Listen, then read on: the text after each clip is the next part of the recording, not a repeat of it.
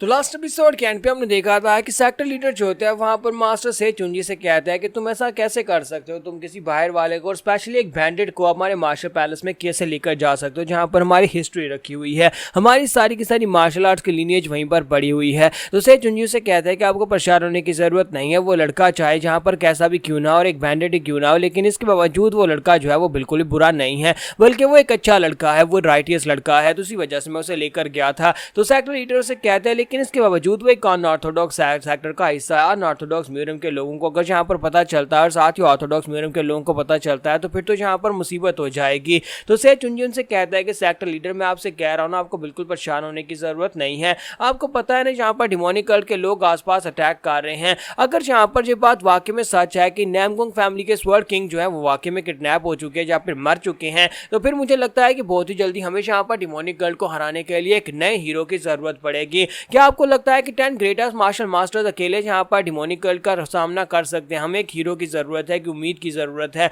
और जितना मैं इस लड़के को देखता हूँ, मुझे इस लड़के को देखकर ऐसे ही लगता है जैसे कि ये लड़का हमारे लिए उम्मीद की किरण बन सकता है। ये लड़का इतना स्ट्रांग बन सकता है कि ये एक हीरो बनकर सामने आएगा और ये लड़का इस बार फिर से यहाँ पर सभी के सभी ऑर्थोडॉक्स और अनऑर्थोडॉक्स मार्शल मास्टर्स को यूनिफाई करेगा ताकि डिमोनिक कल्ट के खिलाफ फाइट की जा सके। इसलिए क्योंकि ये मून स्प्लिटिंग स्वर्ड्समैन का बेटा है, मून स्प्लिटिंग स्वर्ड्समैन ने अपनी सारी की सारी नॉलेज अपने बेटे को दे दी है, उसका सक्सेसर है। तो ये बात सुनने के बाद उसे कहता है कि तुम्हें लगता है कि जियोन जोखा एक हीरो बनने के लायक है? से चुंजी से कहता है कि सर मेरे ओपिनियन में तो ऐसी बात है। तो उसे कहता है कि अब जबकि तुम उस लड़के के बारे में इतना ज़्यादा हाईली सोचते हो तो फिर ठीक है, मैं यहाँ पर तुम्हारे से ज़्यादा बहस नहीं करता, लेकिन इसके बावजूद तुम उसे मार्शल पैलेस में लेकर गए और तुमने वहाँ पर से उसे क्या दिखाया है? तो से चुंजी कहता है कि सर मैंने वहाँ पर उसे कुछ भी नहीं दिया, ना ही कोई मार्शल आर्ट्स की टेक्निक और ना ही किसी बुक को उसने खुद हाथ लगाया था। तो लीडर से कहते तो फिर तुम उसे वहाँ पर लेकर क्यों गए थे? तो से चुंजी कहता है कि उसे एक चीज़ की समझ नहीं आ रही थी, वो स्वर्ड मूविंग विल को मास्टर करने की कोशिश कर रहा था, लेकिन असल में बात यह है कि उसने उसको कंप्लीटली मास्टर कर रखा था। वो बस मुझसे मिलने के लिए आया था, उसे मेरी एडवाइस चाहिए थी और मैंने यहाँ पर उसे वो बताया जो उसे जानना था।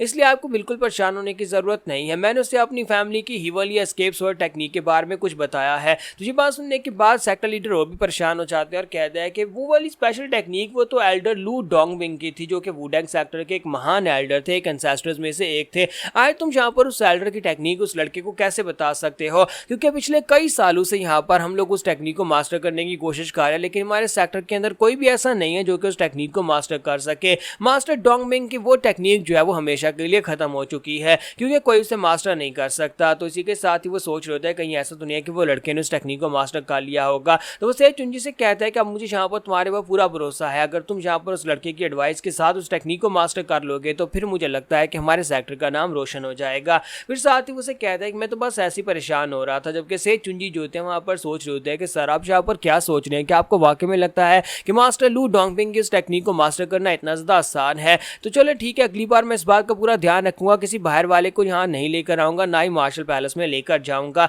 तो मास्टर से कहते हैं कोई बात नहीं, कोई बात नहीं, तुमने सोच समझ कर ही फैसला किया होगा, चलो आओ चल के बैठकर चाय पीते हैं। तो मास्टर यहाँ पर इसलिए खुश हो रहे होते हैं कि शायद यहाँ पर लू डोंगबिंग की टेक्निक रिवाइव हो जाए और उनका डिसाइपल या फिर उनका जो से चुंजी है वो इस टेक्निक को मास्टर कर ले और इससे इनके सेक्टर को काफ़ी ज़्यादा फायदा होगा। लेकिन उन्हें एक बात का आइडिया नहीं था कि वो टेक्निक जो कि सिर्फ और सिर्फ मार्शल टेक्स्ट में मौजूद थी, यानी कि सिर्फ किताबों में मौजूद थी और कोई इस टेक्निक को मास्टर नहीं कर पा रहा था। हमारे जियोन जोखा ने इस टेक्निक को मास्टर कर लिया है। उसने सिर्फ और सिर्फ एक बार मास्टर के मुंह से इस टेक्निक को सुना था और उसकी एनर्जी बैलेंस और इसके इक्विवेलेंस को सीखकर उसने यहाँ पर उसको पूरी तरह से मास्टर कर लिया है। तो हमारा जियोन जोखा जो था वो उस टेक्निक को वहाँ पर याद करते हुए रास्ते में जा रहा था और उस टेक्निक को उसने यहाँ पर पूरी तरह से रिमेंबर कर लिया है।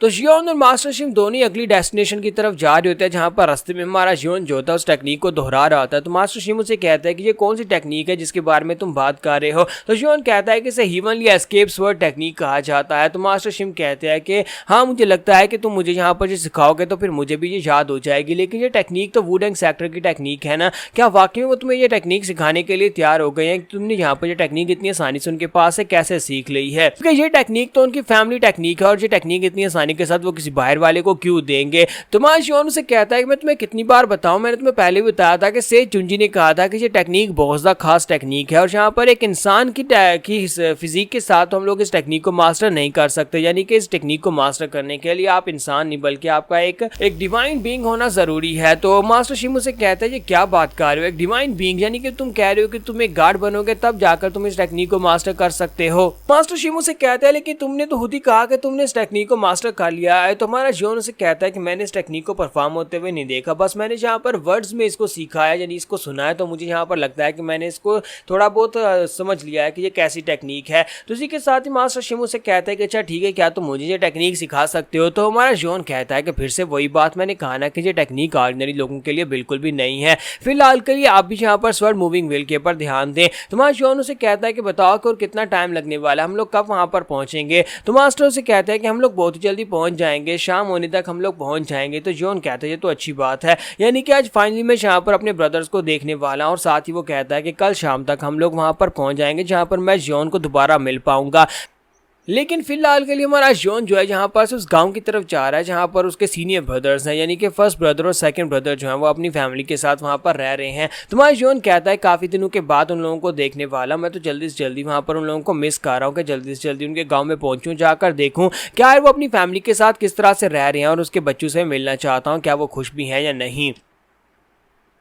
लेकिन गांव में तो यहाँ पर कुछ अलग ही सीन चल रहा था, जहाँ पर फर्स्ट ब्रदर पुंग जो होता है बुरी तरह से मार खा रहा था, कोई उसे पीट रहा होता है। तो वो कहता है कि तुम कमीने कहीं कि तुम ऐसा कैसे कर सकते हो। उसकी वाइफ और बच्चे जो होते हैं वहाँ पर अंदर से बाहर निकल आते हैं और उसे कहता है कि फादर क्या आप ठीक हैं। उसकी अपनी हालत काफ़ी ज़्यादा ख़राब होती है और वो उनसे कहता है कि आपको मेरे बारे में परेशान होने की ज़रूरत नहीं है, जल्दी से घर के अंदर चले जाओ। और इसी के साथ ही दूसरी तरफ से एक हट्टा कट्टा बंदा निकलता है और उसे कहता है कि मुझे तो लगा था कि तुम जहाँ पर से भाग कर चले गए हो और तुम स्ट्रॉन्ग होकर वापस आए हो ताकि तुम अपनी फैमिली की रक्षा कर सको, लेकिन तुम तो बिल्कुल बेकार और पथेटिक इंसान हो। और तुम वाकई में जहाँ पर इतने ही कमजोर थे तो फिर तुम्हें वापस आना ही नहीं चाहिए थे, जहाँ पर तुम कहीं माउंटेन के ऊपर छुप कर बैठे हुए तो तुम्हें वहीं पर रहना चाहिए था। तुमने जहाँ पर आकर बहुत बड़ी गलती कर दी और अब तुम यहाँ पर मरने वाले हो। आज हम लोग अपने दोस्त की मौत का बदला लेने वाले हैं, तुमने हमारे दोस्त को मार डाला था। तो इसी के साथ ही हमारा फर्स्ट ब्रदर उनसे कहता है कि बकवास बंद करो, तुम्हें क्यों लगता है कि मैंने जहाँ पर तुम्हारे दोस्त को मारा है। उस वक्त मेरी ड्यूटी वहाँ पर उस ब्रोथल के अंदर एक गार्ड की थी, यानी कि मैं एक सिक्योरिटी गार्ड था और उस वक्त वो वहाँ पर जो कुछ भी कर रहा था उसी वजह से मैंने उसे पीटा था।